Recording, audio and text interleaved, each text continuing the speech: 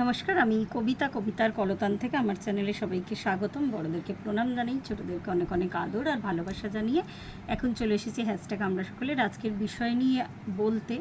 আজকের বিষয় দিদি রঞ্জনাদি দিয়েছে। বিষয়টা দেওয়ার জন্য দিদিকে অনেক ধন্যবাদ। বিষয়টা যদি আলোচনা করাটা যতবার করতে যাব ততবারই এমন কিছু অনুভূতি বা অনুভব উঠে আসবে যেটা খুব একটা সুখকর নয়। বিষয়টা হলো কোন সকাল যেটা রাতের থেকেও বেশি অন্ধকার। তো সাম্প্রতিক একটা ঘটনা ঘটেছে পশ্চিমবঙ্গে, আমরা প্রত্যেকে জানি। আর এটা নিয়ে আলোচনা করতেও অন ক্যামেরা কোনো অসুবিধা নেই।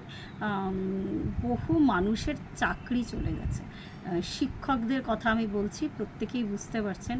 তো এইভাবে কোনো মানুষ যারা মুড়ি মিছরির একদর বলে একটা বাংলায় কথা আছে, মানে যারা পড়াশোনা করে বা একদম আমি অন ক্যামেরা সোজাসুজি বলছি আর কি।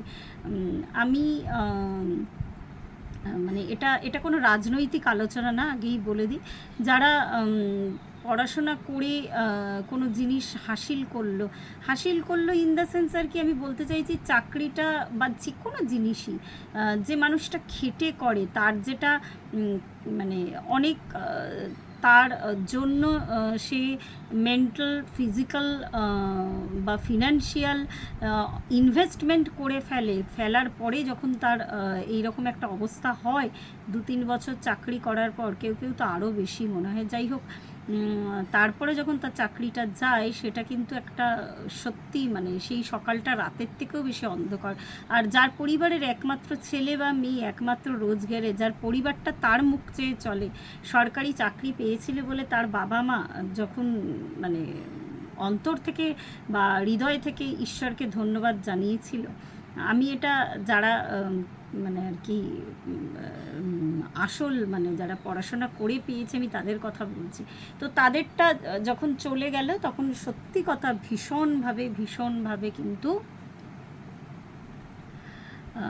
একটা গায়ে কাটা দেওয়ার মতন অবস্থা। একটা মানুষ চাকরি পায় না, সরকারি চাকরির আশা এখন অনেকেই ছেড়ে দিয়েছে। সেই ক্ষেত্রে যেইখানে এরকম একটা স্ক্যাম হয়, এটা সত্যি অত্যন্তভাবে আমাদের কাছে লজ্জার। শুধু লজ্জার নয়, যুগটা যেইভাবে আর কি এগাচ্ছে আর কি, যে এই ধরনের ব্যাপার স্যাপারগুলো দেখে কিন্তু সত্যি অত্যন্তভাবে দুঃখজনক ঘটনা। এটা আমি একটা ঘটনার কথা বললাম, তো এরকম বহু ঘটনা যদি আমি পার্সোনাল বলতে চাই, প্রত্যেকটা মানুষের জীবনে যে যখন মানে এই যে বললাম, বলতে গিয়ে শুধু দুঃখের কথাই বলবো আর কি। যেমন যেদিন অভয়ার খবর এলো তার বাবা মার কাছে, ভোরবেলায় খবর এসেছিলো খুব সম্ভবত, তো সূর্য ওঠার পর যখন এইরকম একটা খবর মানে অস্বাভাবিক মানে আর কি ঘটনা আমরা প্রত্যেকে জানি আর কি, তো তার বাবা মার কাছে কিন্তু সেই সূর্য ওঠা সকালটা কিন্তু রাতের থেকেও বেশি অন্ধকার ছিল। পার্সোনাল ঘটনাও যদি দেখতে যাই, এরকম বহু ঘটনা ঘটেছে, যে ঘটনা কিন্তু প্রত্যেকটা মানুষকে কিন্তু নাড়িয়ে দিয়ে গেছে। তো এই ধরনের আমাদের আশেপাশে মানে স্ট্রাকচারে এতটাই প্রবলেম আছে, সোশ্যাল স্ট্রাকচার বা ওই যে আরেকবার বলছি, এটা কোনো রাজনৈতিক আলোচনা নয়, মানে মানুষ আর কি ইউজড হয়ে গেছে অনেক কিছুতে। আমি দেখেছি ওই 2-1 দিন মোমবাতি মিছিল করে বা জাস্টিস চেয়ে কিন্তু আলটিমেট মানে আর কি আমি বলবো না রেজাল্ট হয়নি বা ফল পাইনি কেউ। প্রত্যেকটা প্রার্থনা যেটা অন্তর থেকে গেছে আর কি, সেই মানুষগুলোর জন্য, যে মানুষগুলো সত্যি অনেকখানি মানে কষ্ট পেয়েছে আর কি। শুধু অভয়ের ঘটনা কেন, এরকম বহু ঘটনাই আছে আর কি।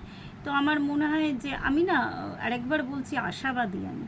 তো অবশ্যই এর কিন্তু ফলাফল কিন্তু অবশ্যই আসবে, আমি বিশ্বাস করি। তো এর মধ্যে বলতে গেলে অনেক ব্যাপার উঠে আসবে, অনেক কথা উঠে আসবে। ফলাফল মানেই নয় যে ওই একটা নির্দিষ্ট মানুষের ফাঁসি হয়ে গেলেই যে সেই মানে আর কি নির্ধারিত হয়ে যায় শাস্তিটা, তা কিন্তু না। তো একটা এরকম নাড়িয়ে দিয়ে যাওয়ার মতন এরকম ঘটনাগুলো যে ঘটছে সমাজে, তো আমি বিশ্বাস করি আর কি প্রত্যেকটা মানে প্রার্থনা আর কি প্রত্যেকটা মানুষের অন্তর থেকে হৃদয় থেকে যে প্রার্থনা গেছিলো সেই প্রার্থনা কিন্তু কখনোই বিফলে যেতে পারে না। তো ওই যে বলছি আর একবার বারবার কথাগুলো বলতে গিয়ে ভীষণভাবে হোঁচট খাচ্ছি। তো এরকম বহু বিষয় আছে, যতটা এই কথাটাকে বাড়াবো সত্যি একটা মন খারাপ লেগে থাকবে সারা দিনের জন্য।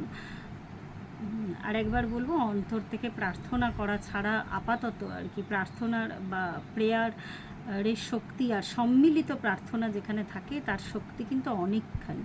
তো আমরা অপেক্ষায় রইব আর বা থাকবো প্রত্যেকটা অন্ধকার ঘটনা আর ওপরে কবে আলো পড়বে আর কি। তো আজকে এই পর্যন্তই রইল, খুব ছোট্ট করে আলোচনাটা করলাম। প্রত্যেকে ভালো থাকবেন, পরিবারের সকলকে ভালো রাখবেন। ধন্যবাদ।